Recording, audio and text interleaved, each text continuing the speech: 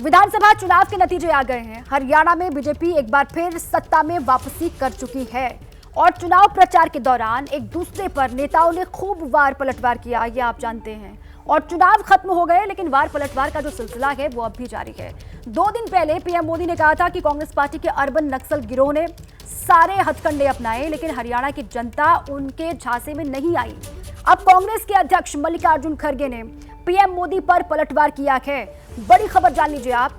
मल्लिकार्जुन खड़गे ने कहा कि उनकी खुद की पार्टी आतंकियों की पार्टी है। बीजेपी के लोग दलित पर अत्याचार करते हैं, उनकी पार्टी के लोग डराते हैं, धमकाते हैं, मॉब लिंचिंग करते हैं, ये खड़गे ने कहा है। और साथ ही पीएम मोदी और मल्लिकार्जुन खड़गे की ये जो जुबानी जंग है वो भी आपको हम सुनवाएंगे। देखिए, पहले पीएम मोदी ने अर्बन नक्सल वाले प्रहार किए कांग्रेस पार्टी पर, उसके बाद अब मल्लिकार्जुन खड़गे कांग्रेस पार्टी के राष्ट्रीय अध्यक्ष, उन्होंने भी पलटवार किया है और आतंकियों की पार्टी बीजेपी को बताया। सुनवाते हैं आपको। हरियाणा ने बता दिया है देश का मूड क्या है, मिजाज क्या है। कांग्रेस का पूरा इकोसिस्टम, अर्बन नक्सल का पूरा गिरोह जनता को गुमराह करने में जुटा था, लेकिन कांग्रेस की सारी साजिशें ध्वस्त हो गई। हरियाणा के नौजवान, हमारी बहनें, बेटियां अपने उज्जवल भविष्य के लिए भाजपा पर ही भरोसा कर रहे हैं। कांग्रेस ने सारे हथकंडे अपनाए, लेकिन हरियाणा की जनता ने दिखा दिया वो अब कांग्रेस और अर्बन नक्सल के नफरती षड्यंत्रों का शिकार नहीं होने वाले। तो अर्बन नक्सल तो जो बुद्धिवादी है, प्रोग्रेसिव, उसको अर्बन नक्सल बोलना, कांग्रेस है उसको बोलना, ये उनकी आदत है। वो खुद ही क्या है बोले तो उनकी पार्टी टेररिस्ट की पार्टी है। लिंचिंग करते हैं, मारते हैं, शेड्यूल कास्ट के लोगों के मुंह में पेशाब करते हैं, ट्राइबल लोगों को लाके रेप करते हैं। तो टेररिस्ट पार्टी तो उनकी है।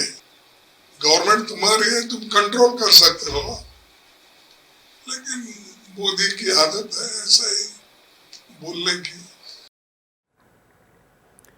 तो देखिए, 2 दिन पहले पीएम मोदी ने प्रहार किया अर्बन नक्सल वाला, उसके बाद अब किस तरीके से खड़गे ने जो है पलटवार किया, वो दोनों की बातें आपने सुनी। अब आपको कुछ डिटेल्स है वो भी जरा हम बता दें।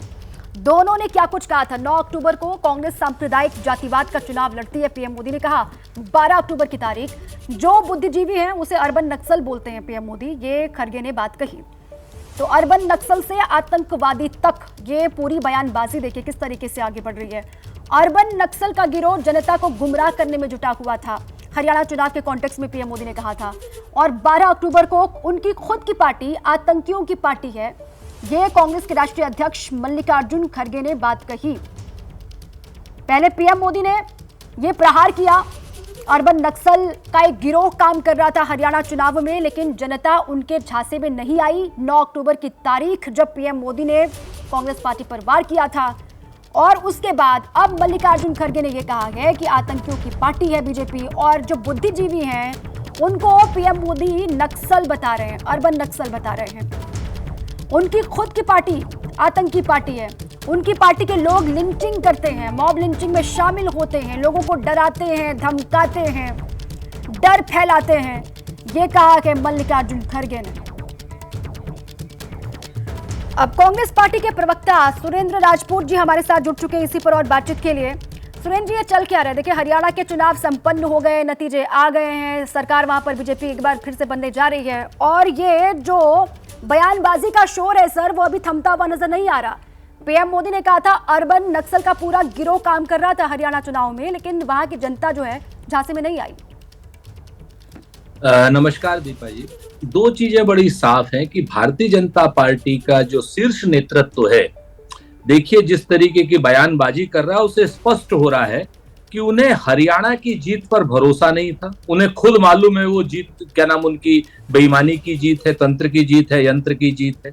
इस वजह से वो कांग्रेस पार्टी से डर करके हम लोगों को इस तरीके की बयानबाजी कर रहे हैं कि हमें जवाब देने पर मजबूर होना पड़ रहा है। पढ़े लिखे लोग तो इन्हें अर्बन नक्सल लगेंगे, क्योंकि ये लोग तो चाहते हैं कि लोग जंगलों में रहें, पत्तों बांध करके रहें और 5 किलो राशन को 5 किलो अनाज को ही विकास माने। इस वजह से भारतीय जनता पार्टी जो बात करती है, अगर आप आंकड़ों की भी बात करें तो आपको समझ में आ जाएगा कि नकली बात करती है। भाई 40% वोट इन्हें मिले, 40% वोट हमें मिले, बाकी 20% वोट जो बचे हैं हरियाणा में वो भी भारतीय जनता पार्टी के विरोध में गए, छोटी छोटी पार्टियों। तो आप बताइए 60% भारतीय जनता पार्टी के विरोध में गए, जो लोग 60% है वो अर्बन नक्सल है, और जो 40% लोग हैं जो भारतीय जनता पार्टी की सरकार यंत्र मंत्र तंत्र से जैसे भी बना दी उन्होंने, वो लोग अच्छे लोग हैं इनके लिए। आपके सामने ये दलितों के मुंह पर पेशाब करें, आदिवासियों के मुंह पर पेशाब करें, ये लोग अच्छे लोग हैं, और हम लोग दलितों के आरक्षण की बात करें तो हम लोग बुरे लोग हो गए। हम लोग पिछड़े समाज की जाति जनगणना की बात करें तो हम लोग अर्बन नक्सल हो गए, और ये लोग पिछड़े समाज की जातियों की जनगणना की बात न करके अपने आप को नकली पिछड़ा बना करके और ये प्रधानमंत्री बन जाए, ये लोग अर्बन नक्सल नहीं है।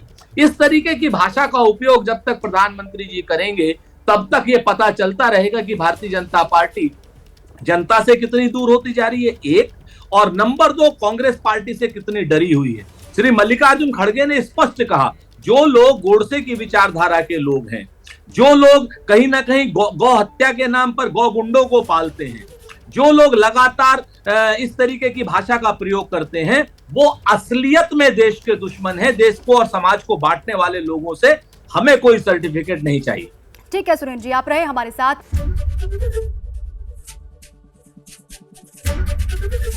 एबीपी गंगा, खबर आपकी, जुबान आपकी।